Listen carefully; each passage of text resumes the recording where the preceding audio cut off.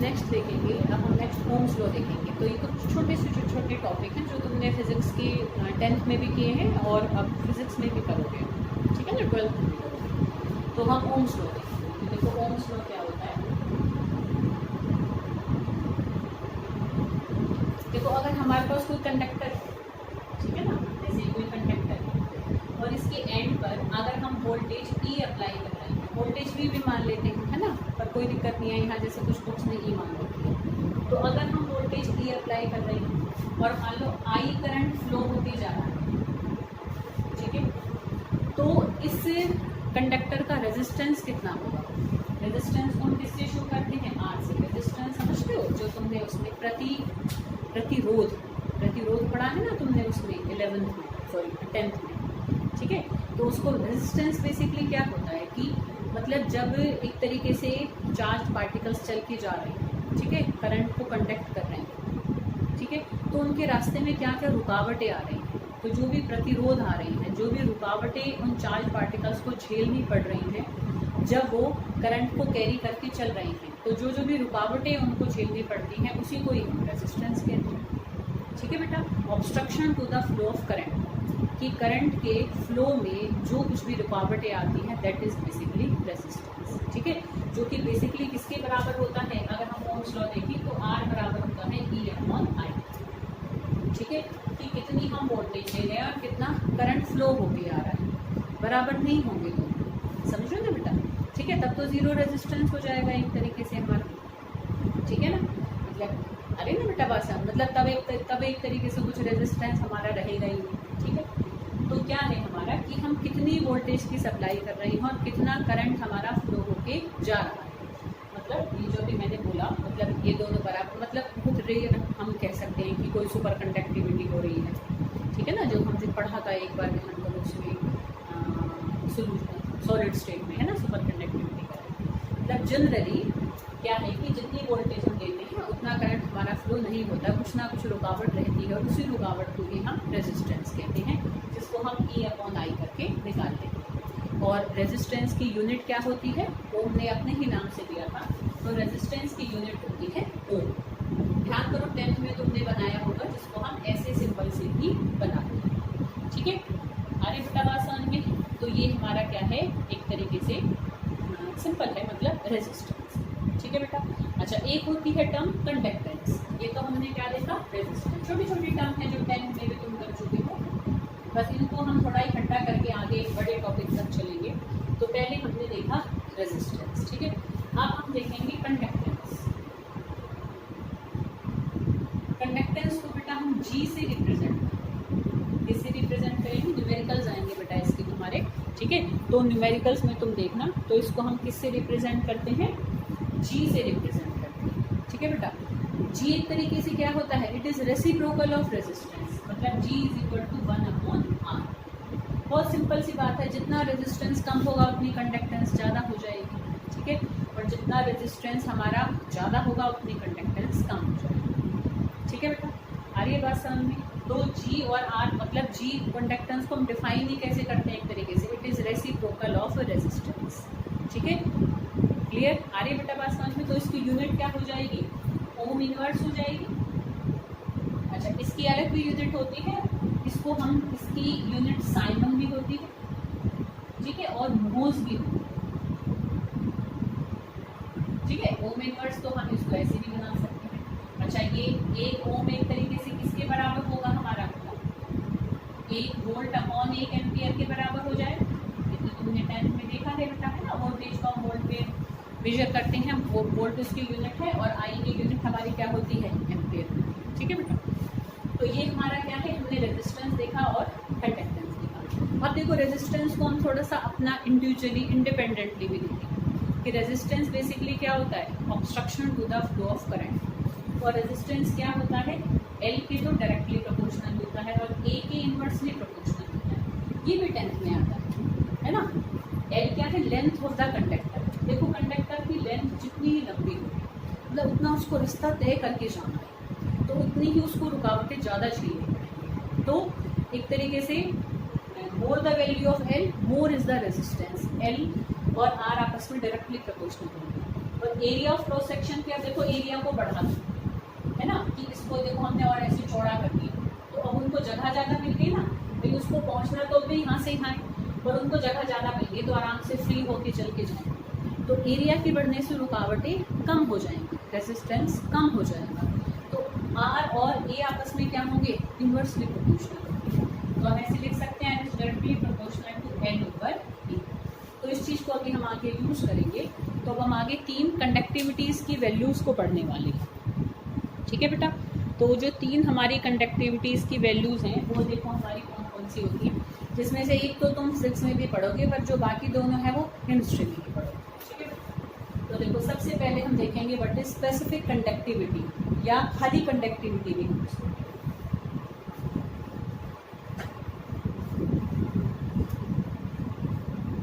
ठीक है, तो now we have to see what is conductivity और स्पेसिफिक कंडक्टिविटी। इनकी न्यूमेरिकल्स भी हैं, ये लास्ट यूनिट है तुम्हारी जिसमें कि तुम न्यूमेरिकल्स करते हैं। आगे जो और यूनिट्स हैं उनमें कोई न्यूमेरिकल्स नहीं है, काइनेटिक्स हम पहले कर चुके हैं। तो पहले के जो 4 यूनिट हैं उनमें ही न्यूमेरिकल्स हैं बस, ठीक है। अच्छे से खूब अभी कर लो, अभी टाइम है बेटा करने का, फिर आगे हमें कभी भी हम डिटेल में न्यूमेरिकल नहीं कर सकते, वी कैन ओनली रिवाइज। अच्छे से करने का टाइम अभी होता है जब हम यूनिट को फर्स्ट टाइम कर रहे हैं। तो कंडक्टिविटी और स्पेसिफिक कंडक्टिविटी, इसका बेटा सिंबल होता है देखो 1 का 2 के की तरह कि, पर उसको ना देखो ऐसे बनाते हैं, ऐसे एक 1 खींचो और देखो ऐसे सी बनाओ, और इसको हम कप्पा कहते हैं। बेसिकली इसको हम क्या प्रोनाउंस करते हैं, दिस इज कप्पा। फ्लो में हम के की तरह ही बना जाते हैं, बट मतलब तुम्हें उसको बेसिक उसका वो क्लियर होना चाहिए कि इसको क्या कहते हैं, कप्पा। और इट शुड बी एक तरीके से ड्रॉन लाइक दिस, है ना, 1 बना के ऐसे सी बना दो, वो हमारा इसका सिंबल होता है, इसका कंडक्टिविटी और स्पेसिफिक कंडक्टिविटी। तो देखो फिर से हम वही देखेंगे कि बेसिकली हम जो रेजिस्टेंस देख रहे थे, ये देखो R is directly proportional to L over E, ये पीछे देखा था हम, है ना। अच्छा, अब इस प्रोपोर्शनलिटी साइन को हटाकर हम एक कांस्टेंट पुट करेंगे, दैट इज रो। ये जो रो है ना, इसको हम क्या कहते हैं, रेजिस्टिविटी कहते हैं, रेजिस्टिविटी, या इसको हम स्पेसिफिक रेजिस्टेंस भी कहते हैं, ठीक है। बेसिक ज़्यादातर हम रेजिस्टिविटी ही कहते हैं, या हम इसको प्रतिरोधकता, ठीक है, या स्पेसिफिक रेजिस्टेंस भी कहते हैं। ये सब 10th में भी आता है थोड़ा थोड़ा, है ना। तो देखो रेजिस्टिविटी हमारा क्या होता है, हम यहाँ से रेजिस्टिविटी को डिफाइन कर सकते हैं। देखो बेटा, अगर हम एक ऐसा कंडक्टर ले लें कि जिसकी लेंथ हो 1 सेंटीमीटर और जिसका एरिया हो 1 सेंटीमीटर स्क्वायर। अच्छा, वॉल्यूम क्या होती है, basically volume length into area ही तो होती है, ठीक है बेटा। जैसे हमें क्यूब की देखें तो लेंथ इनटू एरिया ही होती है। अब अगर ये भी 1 होगा, ये भी 1 होगा, तो वॉल्यूम भी क्या हो जाएगी, 1 सेंटीमीटर क्यूब हो जाएगी। समझ में आ रही बेटा बात। नोट्स में थोड़ा ठीक कर लेना, एक जगह वॉल्यूम की जो यूनिट है 1 सेंटीमीटर ही है, वो 3 थोड़ा अजीब सा बना था तो मैंने फ्लू लगा दिया था, अब वो उसमें दोबारा मैं 3 लिखना भूल गई, तो उसको थोड़ा ठीक कर लेना, ठीक है बेटा। तो वैसे मैं ठीक करके दोबारा भेजूँ। हाँ, तो यहाँ तक आए बेटा बात समझ में। तो अब देखो हम यहाँ से रो की डेफिनेशन निकालेंगे कि basically how can we define resistivity, है ना। क्या है, इट इज़ अ कांस्टेंट, ये कांस्टेंट है यहाँ पर, हम उसको पर कैसे डिफाइन कर सकते हैं, उसकी वैल्यू को भी कैसे निकाल सकते हैं, और डेफिनेशन के लिए को कैसे निकालेंगे कि हम एक ऐसा कंडक्टर लें, अगर हम एक ऐसा कंडक्टर लें जिसकी लेंथ हो 1 सेंटीमीटर और एरिया हो 1 सेंटीमीटर स्क्वायर, ठीक है। ऐसे कंडक्टर का जो भी रेजिस्टेंस निकल कर आएगा, ठीक है, रेजिस्टेंस को हम रेजिस्टर इंस्ट्रूमेंट से मेजर कर लेते हैं, ठीक है। एक ऐसा कंडक्टर ले ली, नाप के जिसकी लेंथ हो बस खाली 1 सेंटीमीटर, एरिया हो जिसका 1 सेंटीमीटर स्क्वायर, ऐसे कंडक्टर का जो भी रेजिस्टेंस आएगा वो ही उसकी रेजिस्टिविटी होगा। देखो 1 हो जाएगी तो वो R के बराबर हो जाएगा।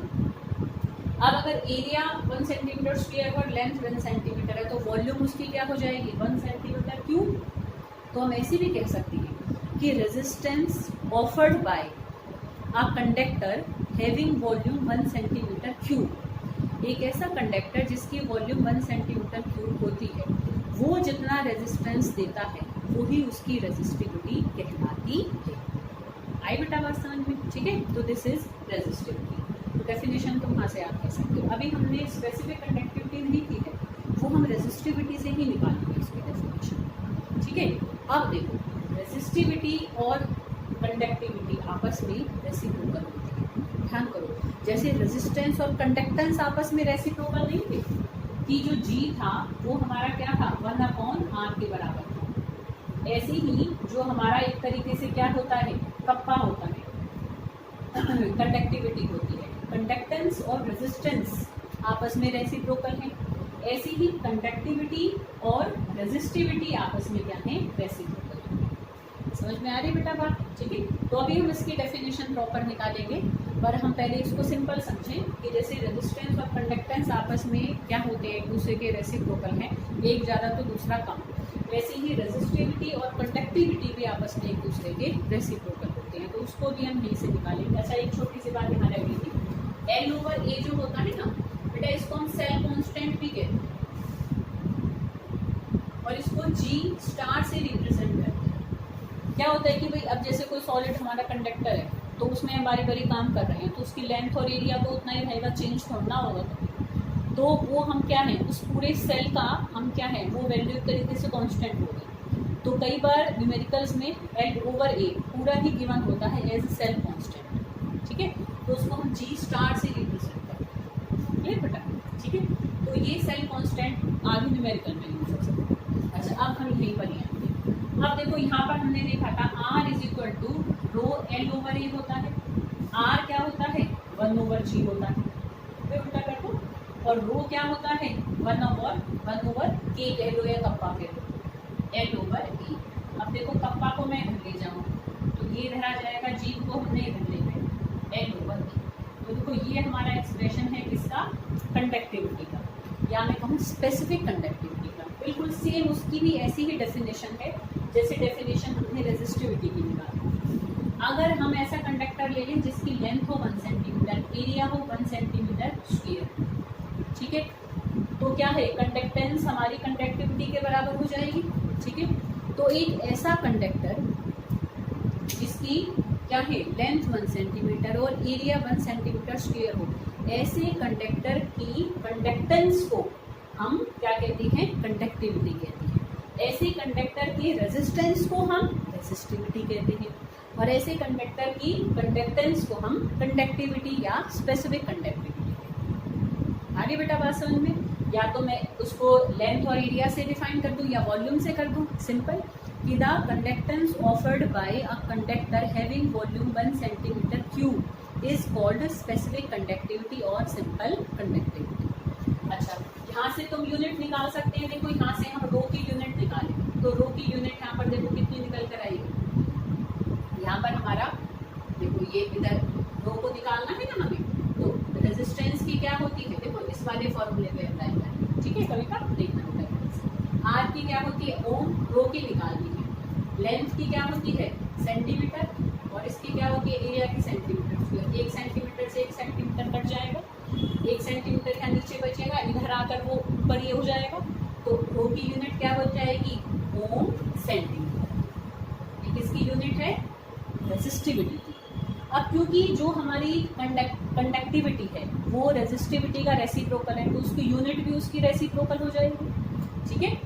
रेजिस्टिविटी की यूनिट क्या आई, अभी हमने देखा ओम सेंटीमीटर आई, तो कंडक्टिविटी की यूनिट क्या हो जाएगी, क्योंकि वो उसका रेसिप्रोकल है, तो ओम इनवर्स सेंटीमीटर इनवर्स हो जाएगा।